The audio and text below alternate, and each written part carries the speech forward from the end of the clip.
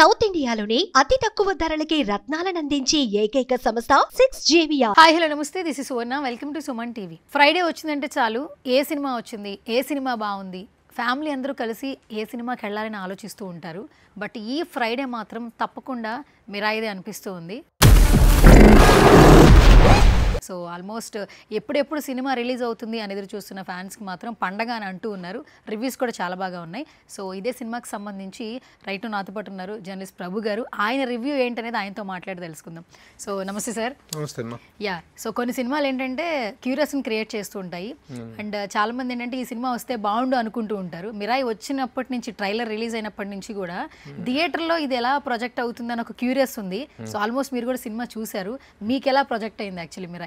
నిజంగా దీని మీద మొదటి నుంచి ఎక్స్పెక్టేషన్స్ అయితే ఉన్నాయి. వాళ్ళు మొదటి నుంచి ఇంటర్వ్యూస్లో మాట్లాడింది కానీ ఇవి కానీ, అంతకుముందు హనుమాన్ ఫీవర్ అనేటువంటిది ఇంకా కంటిన్యూ అవుతూనే ఉంది తేజ సజ్జా విషయంలో.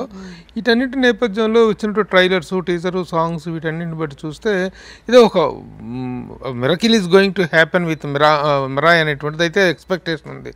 కానీ ఆ ఎక్స్పెక్టేషన్స్ ఎక్కడ డిసప్పాయింట్ చేయకుండా త్రూ అవుట్ సినిమా అనేటువంటిది మాత్రం ఎంగేజింగ్గా తీశారు సినిమాని. చాలా బాగుంది. తీసుకున్న కథాంశం కానీ అంత ఫ్యాంటసీ కథాంశం, కొత్త ఇదేమి కాదు. కొత్తగా ఇది ఏదో అశోకుడి కాలం నాటి నుంచి స్టార్ట్ అయింది. అశోకుడి కాలం అనేటువంటిది తీసుకోవడం జరిగింది తప్ప మిగతా ఎలిమెంట్ అంతా ఫ్యాంటసీ ఎలిమెంట్. ఫ్యాంటసీని చాలా చక్కగా చేశారు. 9 గ్రంథాల్లో నిక్షిప్తమైనటువంటి శక్తులను అశోకుడు తన భయంకర మారణకాండ యుద్ధంలో జరిగిన తర్వాత అతని పశ్చాత్తాపం నుండి పుట్టినటువంటి ఒక పరివర్తనలో నుంచి తనలో ఉన్నటువంటి శక్తియుక్తులు మొత్తాన్ని కూడాను ఒక 9 గ్రంథాలలో నిక్షిప్తపరిచి ఆ 9 గ్రంథాలకి 9 మంది పాలకుల్ని, 9 మంది ప్రొటెక్టర్ సంరక్షకుల్ని అప్పగిస్తే ఆ సంరక్షకులు తరాల వారీగా దాన్ని సంరక్షించుకుంటూ వస్తుంటే ఆ వచ్చిన తర్వాత 9 ఒక దుష్టశక్తి అనేటువంటిది తయారవుతుంది. ఆ దుష్టశక్తి చేతిలోకి ఈ 9 గ్రంథాలను 8 గ్రంథాలను ఆక్యుపై చేసుకుంటాడు. చేసుకున్న తర్వాత 9వ గ్రంథం అనేటువంటిది వస్తున్నట్లయితే ప్రపంచం అంతా తన అధీనంలోకి వెళ్ళిపోతుంది. ఆ ప్రమాదాన్ని రక్షించాలనేటువంటి ప్రయత్నంలో జరిగినటువంటి పరిణామాలన్నింటినీ ఒక చక్కటి ఆర్డర్లో తీసుకొచ్చాడు. దట్ ఈజ్ క్లుప్తంగా కథ. ప్రభు సార్, సినిమా చూసిన వాళ్ళు కొన్ని హ్యాష్ ట్యాగ్స్ ఇస్తున్నారు తేజ సజ్జా గారికి. మిరాయ్ అనే ఫిలిము తేజ గారికి మైలు రాయి అంటున్నారు. అంటే ఇప్పటివరకు ఆయన హనుమాన్ అనే జోన్ లోనే చూసి ఉన్న వాళ్ళు కొంచెం కొత్తగా చూసేసరికి ఇంటెన్స్ తో ఎక్స్ప్రెస్ చేస్తున్నారు అన్కండిషనల్. సో మీరేం చెప్తారు తేజ సజ్జాని అలా చూస్తున్నప్పుడు, ఆయన స్క్రీన్ ప్రెజెన్స్ కావచ్చు, ఆ త్రూ అవుట్ క్యారెక్టరైజేషన్ గురించి చెప్పాలంటే ఏం చెప్తారు? అంటే తేజ సజ్జాని చిన్నప్పటి నుంచి ఒక బాల్ నటుడుగా చూస్తుంటాం. ఇప్పటి నుంచి ఈ రోజున ఈ స్థాయికి ఎదిగిన గ్రోన్ అప్ హీరోగా ఎదిగిన స్థాయి వరకు అతన్ని చూస్తుంటే చేసిన పాత్రలు కానీ, ఆ జాంబిరెడ్డి కానీ, తర్వాత హనుమాన్ కానీ, తర్వాత ఇప్పుడు ఇది కానీ ఒక స్టెప్ బై స్టెప్ ఎదుగుతున్నటువంటి ఒక పరిణామం కనిపిస్తుంది. మోరెవర్ ఆ అబ్బాయి సభల్లో కానీ, మీటింగ్లో కానీ, ప్రెస్ ఇంటర్వ్యూస్లో కానీ మాట్లాడే విధానం చాలా అపీలంగా ఉంటుంది. ప్రతి ఒక్కళ్ళు అప్రిషియేట్ చేస్తున్నారు the way he's behaving. That is very important. మనకేదో ఒక సక్సెస్ రాగానే ఎక్కడి నుంచో ఊడిపడ్డామన్నంత రేంజ్లో స్టేట్మెంట్లు ఇచ్చేయటం, తొడలగొట్టటాలు, ఇలాంటి బిహేవియర్ అనేటువంటిది ఒక అప్కమింగ్ ఆర్టిస్టులకి చాలా బ్యాడ్. ఆ రోజుల్లో చిరంజీవి గారు ఎదుగుతున్న రోజుల్లో ఎలాంటి నైస్ బిహేవియర్ అయితే చూపించారో అలాంటి డౌన్ టు ఎర్త్ బిహేవియర్లో ఉన్నాడు తను. టాకింగ్ అనేది పద్ధతిగా, చాలా పద్ధతిగా, చాలా అనలైటికల్గా నేను ఇంటర్వ్యూ చేశాను. నా ఇంటర్వ్యూ చేసినప్పుడు the way he expressed himself is very nice. అలాంటి ఒక ఇది ఉన్నప్పుడు ఏంటంటే ఇలాంటి సక్సెస్ వస్తే, ఇలాంటి మంచి సినిమా వస్తే లెట్ అస్ ఎంకరేజ్ హిమ్ అనేటువంటి ఇదిలో ప్రేక్షకుడు ఉంటాడు.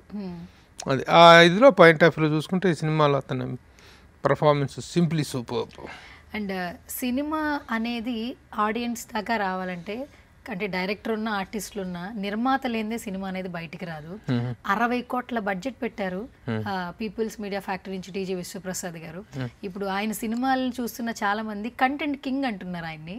సో 60 కోట్ల బడ్జెట్ తో పెట్టినటువంటి సినిమా ఈ రోజున థియేటర్లో ప్రతి ఒక్కరిని ఎంగేజ్ చేస్తోంది. సో విశ్వప్రసాద్ గారి గురించి ఏం చెప్తారు సార్? నిజంగా చాలా అప్రిషియేట్ చేసినట్టు విషయం. ఎందుకంటే ఈ రోజున ఆల్రెడీ మొన్న ఈ మధ్యకాలంలో ఆయనకు తగిలిన ఎదురు దెబ్బలు, మామూలు ఎదురు దెబ్బలు తగలలేదు. అలాంటి ఎదురు దెబ్బల నుంచి బయటపడి మళ్ళీ తన విశ్వాసాన్ని, డబ్బులు పోగేసుకోవడం కంటే ముందు విశ్వాసాన్ని పెట్టుబడిగా పెట్టాలి. ఇక్కడ కోట్లు ఉన్నాయి ఆయనకి, ఇటు కోట్లు పోయినందువల్ల ఆయనకు పోయేదేమి లేదు. కానీ మోరల్ అనేది ఉంటుంది కదా, ఆ మోరల్ స్ట్రెంగ్త్ అనేది అవసరం. అలాంటి మోరల్ స్ట్రెంగ్త్ని ఇచ్చిన సినిమాగా మిరాయిని చెప్పుకోవాలి. ఆ ప్రొడ్యూసర్ నిలబడితే నలుగురికి ఉపాధి అనేటువంటిది పెరుగుతుంది, ఇండస్ట్రీలో ప్రొడక్టివిటీ అనేటువంటిది పెరుగుతుంది. విశ్వప్రసాద్ గారిని నిజంగా అభినందించాలి. ఎందుకంటే ఇలాంటి సబ్జెక్ట్ తీసుకున్నప్పుడు ఇది ఎలాంటి షేప్ తీసుకుంటుందో, ఎలాంటి ఇదిలోకి వెళ్తుందో, ఇంత బడ్జెట్ పెడుతున్నాము, దీంట్లో ఒక సోషియో ఫాంటసీ ఎలిమెంట్స్ ఉన్నాయి, థ్రిల్లింగ్ ఎలిమెంట్స్ ఉన్నాయి, ఫైట్స్, ఖర్చు, విపరీతమైన ఖర్చు, గ్రాఫిక్స్, విఎఫ్ఎక్స్లు ఇవన్నీ ఉన్నాయి.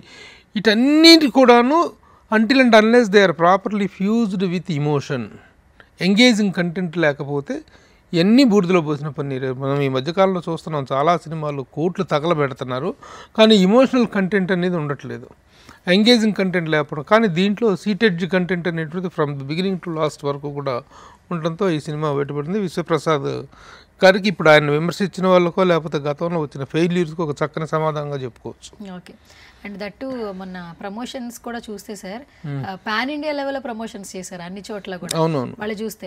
అండ్ రాజాసాబి చేస్తున్నప్పుడు కూడా అంటే చిన్న సినిమా పెద్ద సినిమా అనే వేరియేషన్ లేదు, తన సినిమా ఏదైనా ఒకటే అన్నట్టు సినిమా ఆల్రెడీ దీనికి హనుమాన్ తోటి తనకి వచ్చినటువంటి పాన్ ఇండియా మార్కెట్ కానీ పాన్ ఇండియా అటెన్షన్ ఏదైతే ఉందో తేజ సజ్జాకి దట్ ఈస్ వెల్ యూజ్డ్ ఈ సినిమాకి సంబంధించిన. ఓకే. అండ్ ఫస్ట్ కెప్టెన్ గురించి మాట్లాడుకుందాం సార్. ఘట్టమనేని కార్తిక్ అసలు ఈరోజు ఆయన్ని ప్రతి ఒక్కరు మాట్లాడుకుంటున్నారంటే ఆయన డైరెక్షన్ కావచ్చు, ఆయన ప్రతి ఒక్క మూమెంట్ని మనకి చూపిస్తూ ఎంగేజ్ చేశారు. డిఓపి ఆయనే, డైరెక్టర్ ఆయనే, మాటలు ఆయనే. ఒక్కొక్క ఎలివేషన్ క్యారెక్టర్ వస్తున్నప్పుడు ఆర్ఆర్ మారుతోంది, ఎలివేషన్ మారుతోంది, ఎవరు కమెంట్ చేసేలా లేదు. థియేటర్లో అందరూ కూడా ఫోన్ కూడా పక్కన పెట్టేసి చాలా రోజుల తర్వాత ఒక మంచి సినిమా చూసామని చెప్తూ ఉన్నారు. సో వాట్ అబౌట్ కార్తిక్ గారు సార్? కార్తీక్ నేను గతంలో ఈగల్ సినిమా చేశారు, తర్వాత ఇంకో సినిమా అనేది అవి పెద్దగా పే చేయలేదు. కానీ అలా ఒక 2 డిసప్పాయింట్మెంట్స్ తర్వాత ఈ సినిమాని మళ్ళీ ఇంత క్రియేటివ్ హైప్స్ని మొత్తాన్ని బ్రెయిన్లో పెట్టుకొని ఈ సినిమాని అంత బాగా చేశారంటే రియల్లీ తను ఒక రెవెంజింగ్ సక్సెస్ ఇచ్చాడని అనుకోవాలి. తన ప్రీవియస్ ఫెయిల్యూర్స్ మీద ఒక రెవెంజింగ్ సక్సెస్ ఇచ్చాడు అనుకోవాలి. ముఖ్యంగా సాధారణంగా ఏంటంటే కెమెరామెన్లు ఎక్కడో బాలు మహేంద్ర లాంటి కొంతమంది చాలా మంది తక్కువ వెరీ రేర్గా మాత్రమే కెమెరామెన్ టర్న్ డైరెక్టర్స్గా వచ్చిన వాళ్ళు సక్సెస్ అయ్యారు. కానీ ఇప్పుడు ఈ సినిమా విషయంలో in every aspect Karthik Ghattamaneni is in the cinematography and the direction and the content, script, every aspect, the execution అంటాం, దట్ ఆ execution point of view he has done a wonderful job. And characters వచ్చినప్పుడల్లా కూడా వాళ్ళ elevation ఉన్నా కూడా director work కనిపిస్తుంది, మీరు అన్నట్టు స్క్రీన్ ప్రెజెన్స్ కనిపిస్తూ ఉంది. ఎస్పెషల్లీ ఈ సినిమాకి హీరో అంటే శ్రియా గారు అని చెప్తున్నారు సార్ బయట. యాక్చువల్లీ ప్రతి ఒక్కరు సినిమా చూసిన వాళ్ళు ఆఫ్టర్ లాంగ్ టైం శ్రియా గారిని అసలు అన్ఎక్స్పెక్టెడ్ రోల్లో చూసాము, దట్టు బాగా ఎంగేజ్ అయ్యామని చెప్తున్నారు. సో వాట్ అబౌట్ శ్రియా గారు? చాలా బాగుంది శ్రియా. ఎందుకంటే శ్రియాలో మనం చిన్నప్పటి నుంచి తను హీరోయిన్ ఎందుకని చూస్తుంటాం, చిన్న చిలిపి పాత్రలు, గ్లామరస్ ఓరియంటెడ్ పాత్రలు వాటిలో చూసాం. కానీ ఇలాంటి ఒక సీరియస్ కంటెంట్లో, ఒక సాక్రిఫైసింగ్ మదర్ క్యారెక్టర్లో చూడటం అనేటువంటిది మదర్ సాక్రిఫైసింగ్ మదర్ అంటేనే సాక్రిఫైస్, దానికి ఇదేం కాదు. కానీ ఆ క్యారెక్టర్ని ఈయన డీల్ చేసిన విధానం, ఆ క్యారెక్టర్ తాలూకు పర్పస్ని, ఆ క్యారెక్టర్ తాలూకు వెయిట్ని డైరెక్టర్ తీసుకున్న విధానం చాలా బాగుంది. ఎందుకంటే హీరోయిన్ అనే హీరో అని నేను అంటారు కానీ that is a heavy statement. But she has a wonderful centre, the force of the film. సినిమాను నడిపించినటువంటి క్యారెక్టర్ అది. ఆ రాబోయే ప్రమాదాన్ని గ్రహించి దాని తాలూకు అందరినీ హెచ్చరించి వాళ్ళందరి ద్వారా చేసుకున్న తర్వాత తను కొడుకునే సాక్రిఫైస్ చేసేసి సమాధిలోకి వెళ్ళిపోయేటువంటి, తపస్సులోకి వెళ్ళిపోయేటువంటి గొప్ప క్యారెక్టర్. చాలా బాగుంది శ్రేయ. అండ్ వీళ్ళ కాంబినేషన్ లేకపోయినా ఈ మదర్స్ అన్న ఎమోషనల్ చాలా బాగా పండింది సార్. స్క్రీన్ ప్రెజెన్స్ ఇద్దరికి లేదు, బట్ ఆ మ్యాజిక్ ని ఎంజాయ్ చేసాం. Yes, that is one wonderful point have raised. అది తల్లి కొడుకులు ఎక్కడా కలుసుకుంది లేదు. ఆ లాస్ట్ సీన్లో కూడా చెప్తే విన్నారు తప్ప తల్లి కొడుకులు కలుసుకుంది లేదు. కానీ తల్లి కొడుకుల సెంటిమెంట్ అనేటువంటిది చాలా అద్భుతంగా పండింది. Wonderful fusing of the scenes. అసలు ఈ సీన్స్ అనేది పక్కన పెడితే సార్, ఈ ప్రతి ఒక్క సీన్కి ఆ కంటెంట్ క్రియేషన్కి మ్యూజిక్ నిజంగా ప్రాణం ఇచ్చింది యాక్చువల్లీ. అంటే ఈ జర్నీ హరి గౌర గారు హనుమాన్ నుంచి స్టార్ట్ అయినా కూడా ఎక్కడ ఏ క్యారెక్టర్ వచ్చినా కూడా ఆర్ఆర్ మాత్రం అద్భుతం అంటున్నారు. ప్రతి ఒక్కటి కూడా ప్రతి ఒక్క క్యారెక్టర్స్కి యాక్చువల్లీ. సో మ్యూజిక్ గురించి ఏం చెప్తారు? మ్యూజిక్ అంటే హరిగౌరాకి హనుమాన్ తర్వాత చాలా మంచి డిమాండ్ వచ్చింది, చాలా మంచి ప్రజల్స్ ఉన్నాయి. కానీ ఈ సినిమా పూర్తయిన దాకా నేను ఇంకోటి ముట్టుకోను అని చెప్పేసి ఒక తపస్సులాగా ఈ సినిమాకి తన మ్యూజిక్ చేయటం అనేటువంటిది that is the point to be appreciated. ఎందుకంటే ఈ రోజున ఏ చెడామడా ఈ సినిమాలు వస్తే ఆ సినిమాలు ఒప్పేసుకొని, లేకపోతే మ్యూజిక్ డైరెక్టర్స్ ఈ సినిమాలు పెట్టుకొని వేరే ప్రోగ్రాంలు చేసుకుంటూ మ్యూజిక్ ప్రోగ్రాంలు కన్సర్ట్స్లు చేసుకుంటూ కూర్చున్నారు. కానీ ఇంత పెద్ద ప్రాజెక్ట్ నా మీద పెట్టినప్పుడు నేను I must do justice to this అనేటువంటిది తను 100% నమ్మి చేశాడు. చాలా బాగుంది. ఈ కంటెంట్ వెయిట్ని ఆర్ఆర్తో ఎలివేట్ చేసిన విధానం చాలా బాగుంది. హరిగౌరకి చాలా మంచి పేరు వస్తుంది. అండ్ ప్రతి ఒక్కటి ఈ సినిమాలో సర్ప్రైజింగ్ ఎలిమెంట్. బట్ మనోజ్ గారిని చూస్తున్నప్పుడు సార్ యాక్చువల్లీ ఆయనలో ఈ షేడ్ కూడా ఉందా అనిపించింది. అంటే బ్లాక్స్ వరల్డ్ ఇంతకుముందు భైరవంతో ఒక మంచి వెలన్ రోల్ చేయగలరు అనే ఒక నమ్మకం అయితే ఆడియన్స్కి వచ్చింది. బట్ ఈ సినిమా ఆయనకు ఇచ్చినటువంటి వెయిట్ నెక్స్ట్ లెవెల్ ఉంది. ఆయన అసలు పర్ఫార్మెన్స్ చూస్తే సో మంచి మనోజ్ గారి పర్ఫార్మెన్స్ మీకు ఎట్లా అనిపించింది ఈ సినిమాలో? మరొక నెక్స్ట్ లెవెల్ సినిమాని తీసుకెళ్ళాడు, తను వెళ్ళాడు. సినిమాలో ప్రొటాగనిస్ట్ అనేటువంటి వాడు, యాంటాగనిస్ట్ అనేటువంటి వాడి మధ్య కెమిస్ట్రీ అనేటువంటిది ఆ ఈక్వల్ ప్రపోర్షనేట్ ఇది అనేటువంటి ఉండాలి. ఆ ఇదికి కరెక్ట్గా అద్భుతం. మరి తన్ని బోర్డులోకి తీసుకోవాలనేటువంటిది ఎలా వచ్చిందో కార్తీక్కి కానీ నిజంగా వండర్ఫుల్ సెలక్షన్. ఎందుకంటే యువతలో ఉన్నది తేజ సజ్జా.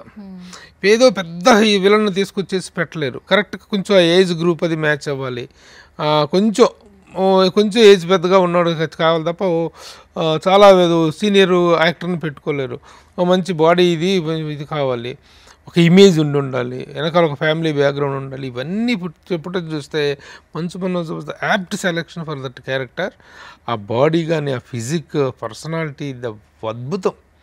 ఇరగ తీసాడు. మళ్ళీ మనకు మనోజ్ దగ్గర నుంచి ఒక ఇన్నింగ్స్ స్టార్ట్ అయింది అతని కెరీర్లో అని చెప్పుకోవచ్చు. మంచి క్యారెక్టర్స్ వస్తే ఇట్లాంటివి చక్కగా చేయొచ్చు అంటారా? బ్రహ్మాండంగా మీరు హీరోగా కూడా చూసారు ఆయన్ని. ఈ క్యారెక్టర్స్ వెయిట్ ఉన్న క్యారెక్టర్స్ వస్తే ఇంకా ఇన్ ఫ్యూచర్ ఇప్పుడు హీరోగా చేయటం అనేది హీరోగా కొన్ని సినిమాలు కొంత డిసప్పాయింట్ చేయటం ఇది జరిగింది. తర్వాత తనకు ఒక డైలమాలో పడి చాలా రోజులు ఖాళీగా ఉండటం జరిగింది. ఇలాంటి సిచ్యువేషన్లో ఇలాంటి ఛాలెంజింగ్ క్యారెక్టర్ వచ్చినప్పుడు తను చేయటంలో తప్పేం లేదు. హీరోలు విలన్లుగా మారే దశ ఒకటి ఉంటుంది చూసామమ్మా. ఆ విషయంలో కొంతమంది కొంత జాగ్రత్తగా ఉండాలి. కొంతమంది హీరోలు ఈ మధ్యకాలంలో స్టార్స్ దేనికి విలన్లుగా మారుతున్నారో అర్థం కావట్లా. ఎందుకు నెగిటివ్ క్యారెక్టర్లు చేస్తున్నారో అర్థం కావట్లా. అలా కాకుండా ఒక హీరో తిరిగితే ఆ క్యారెక్టర్లో ఒక పెక్యులియారిటీ ఉండాలి. ఎంత అద్భుతమైన క్యారెక్టర్ తోటి తను విలన్గా రావటం అనేది మన భైరవం కూడా చూసాం. భైరవంలో కూడా wonderful performance. This is 100% wonderful step in of Manoj కెరీర్లో. తనలో ఒక యాక్టర్ ఉన్నాడు, నాట్ ఎన్ హీరో అనేటువంటిది కాదు. There is a wonderful actor in him. Okay. And heroine Ritika Nayak చాలా బాగుంది. నువ్వేం అడగదు, నేను చెప్తున్నా చక్కగా. ఎందుకంటే కూడా నచ్చింది సార్ ఫీమేల్స్ కూడా. అసలు దాన్ని స్క్రీన్ లో చూస్తున్నప్పుడు అమ్మాయి చాలా ముద్దుగా ఉంది, ముచ్చటగా ఉంది. క్యారెక్టర్ ఆమెకి ఇచ్చిన క్యారెక్టరైజేషన్ లో అంత హై వెళ్ళకూడదు, అంత లో చాలా మిడిల్ లో చెయ్యాలి. అది చూసుకోవాలి, వేవ్ లెంత్ చూసుకోవాలి. అసలు ప్రతి సీన్ లో మేమైతే చాలా ఎంజాయ్ చేసాం. ఆడపిల్లలు మీరే అంత ఇది కనిపిస్తారు. నిజంగా ఆ పిల్లల్ని చూస్తుంటే ఎంత ముద్దుగా ఎంత ముచ్చటగా ఉందంటే. ఇంకోటి ఏంటంటే ఆ పాత్రలో ఉన్నటువంటి సెరెనిటీ, ఆ సెరెనిటీని ఆ అమ్మాయి రిప్రజెంట్ చేసిన విధానం చాలా బాగుంది. ఎందుకంటే ఒక పవిత్రమైన లక్ష్యం కోసం ఆ అమ్మాయి వచ్చింది హీరోని వెతుక్కుంటూ. అతన్ని తీసుకెళ్ళాలి, అతన్ని ఆ లక్ష్యం వైపు నడిపించాలి. ఆ నడిపించే క్రమంలో ఆ పాత్రలో ఉన్నటువంటి ఉదాత్తతని ఆ అమ్మాయి అభినయించిన విధానం చాలా బాగుంది. ఇంకొక ఉమెన్ అట్రాక్షన్ ఈ సినిమాలో ఏంటంటే దట్ లేడీ ఉమెన్, ఎవరో చైనీస్ అమ్మాయిని పెట్టారు. గూస్ బంప్స్ అమ్మా, ఫైటింగ్స్ గూస్ బంప్స్. అసలు ఆ అమ్మాయి అందరూ ఆ అమ్మాయిని నోటీస్ చేయట్లేదు కానీ అసలు చాలా బాగుంది ఆ ఫైట్స్ కానీ. అమ్మాయి వెయిటే. అమ్మాయి ఫైట్స్ ఎంత అద్భుతంగా కంపోజ్ చేశారు. మనకి తెర వెనుక ఉన్నటువంటి వాళ్ళని ఎక్కువగా ఇచ్చేయటంలో ఇప్పుడు ఇచ్చేయలేకపోతున్నాం కానీ అది ఫైట్ మాస్టర్స్, ఈ సినిమాకి ప్రాణం ఫైట్ మాస్టర్స్. యాక్షన్ కొరియోగ్రఫీ అనేటువంటిది ఒక పీక్ లెవెల్లో ఉంది. ఎందుకంటే యాక్షన్ కొరియోగ్రఫీ అనగానే మనకేదో హాలీవుడ్ సినిమాలు లేదా బాలీవుడ్ సినిమాలు చెప్పుకుంటాం. కానీ ఒక మన రీజనల్ సినిమాలో ఒక high level international standard fight composings అనేటువంటి, ముఖ్యంగా సినిమాలో ఉన్నది ఏంటంటే ఇండియన్ నేటివిటీ. కథ అందుకుందేమో చైనా, బౌద్ధ నేపథ్యం కొంత, చైనా నేపథ్యం కొంత. అక్కడ ఉన్నటువంటి దీంట్లో ఎన్నుకున్నటువంటి కథను ఆ నేపథ్యంలో నుంచి మన ఇండియన్ నేటివిటీలోకి వచ్చి రాముడితోటి ఫీజప్ చేయటం, ఇవన్నీ wonderful freezing of the story. అది ఎంత కల్పితాన్ని కూడా ఎంత చక్కగా కన్విన్సింగ్గా చెప్పగలిగినటువంటిది ఇంపార్టెంట్. ఎస్, మంచి పాయింట్ చెప్పారు. కల్పితాన్నే ఎంత కన్విన్సింగ్గా చెప్పారో అది మీకు బాగా నచ్చింది అంటున్నారు. ఈ రోజుల్లో ఏంటంటే ఈ మధ్యకాలంలో ఏ సినిమా వచ్చినా విఎఫ్ఎక్స్ గురించి గ్రాఫిక్స్ గురించి కామెంట్ చేయని వాళ్ళు లేరు అసలు. యాక్చువల్లీ ఏది వచ్చినా బయట ట్రోలింగ్ చేసేస్తున్నారు. ఈ సినిమాలో ఎక్కడ ఒక్క పాయింట్ లో కూడా వాళ్ళని కమెంట్ చేసే రేంజ్ లో లేదండి. విఎఫ్ఎక్స్ కావచ్చు, గ్రాఫిక్స్ కావచ్చు, మనం వాళ్ళ ప్రపంచంలోనికి తీసుకెళ్లారు. మీరేం చెప్తారు సార్? చాలా బాగున్నాయి గ్రాఫిక్స్, ఆ మంచు కొండల ఎఫెక్ట్స్ కానీ, అక్కడ ఆ గుహలో అతను అది తీసుకురావటం కానీ, షార్ట్ అయితే సార్ అసలు ఎస్పెషల్లీ అందరికి ఇట్స్ లైక్ గూస్ బంప్స్. అలాగే ఆ గరుత్మంతుడు పైకి లేవటం, ఆ మంచు దీంట్లో నుంచి అతను పైకి లేవటం, ఈ సీన్స్లో ఇంటర్వెల్ సీన్స్ గూస్ బంప్స్ అనమాట. చాలా బాగా తీసుకున్నారు. ఎంత కమాండింగ్తో అతను వర్క్ చేశాడు డైరెక్టర్ కార్తీక్ ఘట్టమనేని అనేటువంటిది. Every frame speaks. దట్టు ఇది ఫుల్ కమర్షియల్ సినిమా అని చెప్పొచ్చు సార్. స్టోరీ ఉంది, స్పిరిచువల్ ఉంది, కంటెంట్ వెళ్ళేటప్పుడు క్యూరియస్ ఉంది, దట్టు కామెడీ భలే అటాచ్ చేశారు సార్. అసలు గెటప్ సీన్ వచ్చినప్పుడల్లా ఆ డైలాగ్స్, గెటప్ సీన్ ఇది బాగుంది.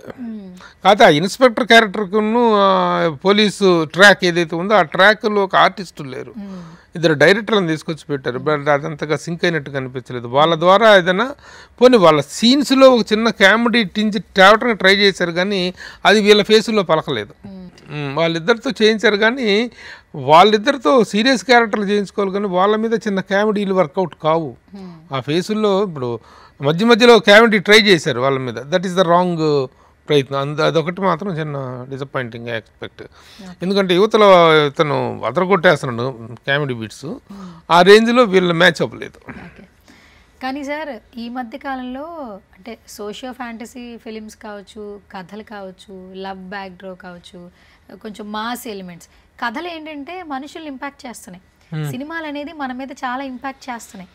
ప్రతి కథ ఈ బ్లాక్ మ్యాజిక్లు, ఈ క్షుద్ర పూజలు, ఏదో శక్తులు ఇలా ప్రొజెక్ట్ చేయడం వల్ల కొంతమంది ఏంటంటే ఇవే ఉన్నాయా సినిమాలు తీయడానికి అని కూడా ఒక రకం ఎక్కడో వినిపిస్తూ ఉంది. దీన్ని మీరు ఎలా చెప్తారు? That is a different point. యాక్చువల్గా ఇలాంటి పాయింట్లు ఎక్కువగా వస్తున్నాయి. వాటి మీద ఎక్కువగా చేయటం అనేటువంటిది మూఢనమ్మకాలను ఎంకరేజ్ చేయటం, మూఢనమ్మకాలు, అది డిఫరెంట్ పాయింట్. దాన్ని మనం ఈ వేదిక మీద తీర్చగలిగేది కాదు. హేతువాదము, నాస్తికవాదము, దానికి సైంటిఫిక్ రీజన్స్, కారణాకారణ సంబంధాలు, ఇవన్నీ బోల్డ్ పెద్ద సబ్జెక్ట్. అది వదిలేస్తే ఇక్కడ మనం డిస్కస్ చేయాల్సిన పని అంటే తీసుకున్నది ఏదైనా సరే, ఏ ఎలిమెంట్ అయినా కావచ్చు. జోనర్స్ ఆర్ డిఫరెంట్ జోనర్స్ ఉన్నాయి. ఏ ఎలిమెంట్నైనా తీసుకున్న దాన్ని ఎంత ఎంగేజింగ్గా చెప్పారు, ఎంత ఎంగేజింగ్గా చూపించారు. 2.5 hours సినిమాలో కూర్చుంటే ఎక్కడ ఏ ఇది లేకుండా, బోరు కొట్టకుండా, ఒక నైల్ బైటింగ్ ఇమోషన్స్ తోటో, ఒక సీటెడ్ ఇమోషన్తో బయటకు రాగలిగామా లేదా, ఆ పాయింట్ ఆఫ్ వేసుకుంటే సెకండ్ హాఫ్లో చిన్న ల్యాగ్స్ 1-2 చోట్ల చిన్న ల్యాగ్ ఉందేమో అనిపించింది తప్ప అది కూడా లెక్కలోది కాదు, కొట్టుకుపోయింది అది కూడాను. బట్ ఓవరాల్గా it's full meal to the audience. ఇంకోటి ఏంటంటే సకుటుంబ సపరివార సమేతంగా చూడదగ్గ చిత్రం.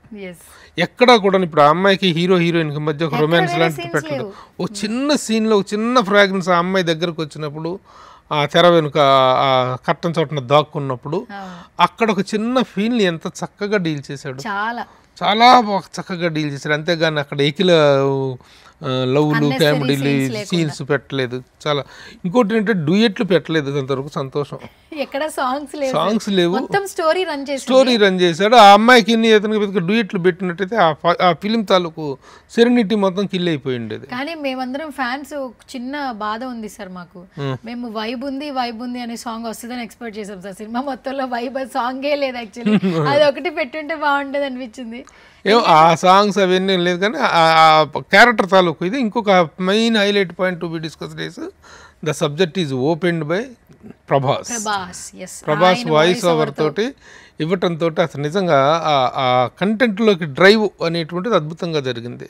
చాలా చక్కగా చెప్పాడు. ఆ కంటెంట్ని తను చెప్పిన విధానం కూడా, voice over is very very nice.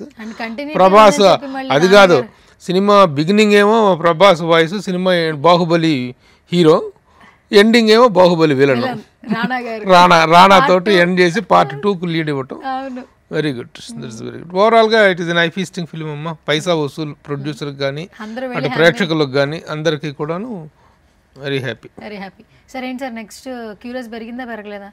డెఫినెట్గా పార్ట్ 2లో విలన్ రానా గారేమో అనిపిస్తుంది. మరి అదే రానానే కదా, మరి విలన్ రానానే, విలన్ తోటి మరి టేక్ ఆఫ్ చేయటం మళ్ళీ అనేటువంటి సజ్జా హీరో, మళ్ళీ తర్వాత మళ్ళీ ఇంకా స్టోరీ మళ్ళీ ఇంకో కొత్తగా వస్తుంది అనిపిస్తుంది. చూద్దాం. ఓకే ఒక పేలర్ ఇచ్చారు, అది ఉండొచ్చు ఉండకపోవచ్చు, it depends upon. Done. Thank you sir, thank you so much Prabhu garu. మీ రివ్యూ అందరికీ నచ్చుతుంది. సో ఎందుకంటే ఒక మంచి సినిమా వచ్చినప్పుడు ఖచ్చితంగా మనం సపోర్ట్ చేయాలి. సో జర్నలిస్టులుగా ఫ్యామిలీ అందరూ కూడా థియేటర్కి వెళ్ళి ఇప్పుడు మీ మాటల తర్వాత ఇంకా క్యూరియస్గా చూస్తారు. ఆల్మోస్ట్ ఆ సినిమా మీద ఎక్స్పెక్టేషన్స్ చాలా మందికి ఉన్నాయి. ఒకటమ్మా, విషయం లేని సినిమాలని మనం ఎంత బాకాలు ఊదినా ఆడవు. విషయం ఉన్న సినిమాల మీద ఎంత విషం చల్లినా ఆ విజయాన్ని ఎవడో ఆపలేడు. ఆ వాస్తవాలు తెలుసుకోవాలి, ఇటు పబ్లిక్ తెలుసుకోవాలి, ఇటు ఇండస్ట్రీ వాళ్ళు తెలుసుకోవాలి. కాబట్టి సినిమాలో కంటెంట్ ఉంటే ఆ content will take you to the heights. That is enough. Okay అమ్మా, థ్యాంక్ యూ సార్. బై.